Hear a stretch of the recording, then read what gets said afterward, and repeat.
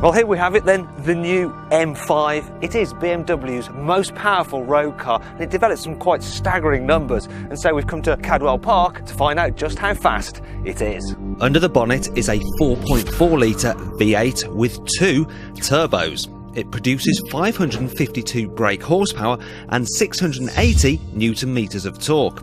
As a result, this 1870 kilogram four-door saloon can do 0 to 62 miles an hour in just 4.4 seconds. And had BMW not limited it to 155 miles an hour, it will be able to crack 200 miles an hour. Not bad that for something that costs £73,000. But if you want the BMW which offers the most bang for your buck, it isn't the M5, it's this, the S1000RR. It may only have 4 cylinders, 1 litre and no turbos, but it still makes 193 bhp. And weighing just 178 kilos means it has a whole horse for every kilo. So the question is, which is faster on a track, the bike or the car?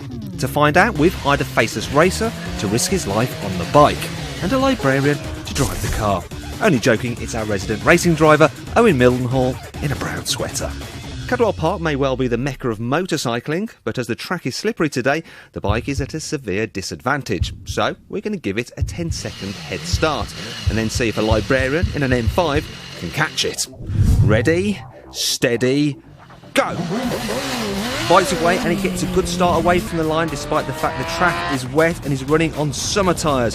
However, he'll have to be very careful here leading it over into coppice because there's hardly any grip. Now for the car. Owen's pulling away in second gear there, and despite that, look at that, he's spinning up those rear wheels. Very hard trying to contain all that 680 newton meters of torque. Now the bike's going to have to be very careful not to lose the front end here into Charlie's. It's quite upright there actually. Owen shall have no such trouble with his four wheels. Although, a little bit of oversteer there. Clearly got the driver's aids off. Now the bike is heading up the park straight. Now this is its opportunity to actually gain some distance between the car. However, coming up the hill, he's going to have to brake early because Park Bend is still wet. Owen should be able to hit about 130 miles an hour in the M5 up there. Bike turning in quite gingerly again. Car can go harder in on the brakes. A little bit of oversteer there. Once again, nicely dealt with by Owen. Out of Chris's curve, the bike's still very upright, worried about losing it, obviously. Whereas the car should be able to go pretty much flat out through there and just sweep down into the gooseneck. The gap is closing quite dramatically. Bike's heading down the hill now.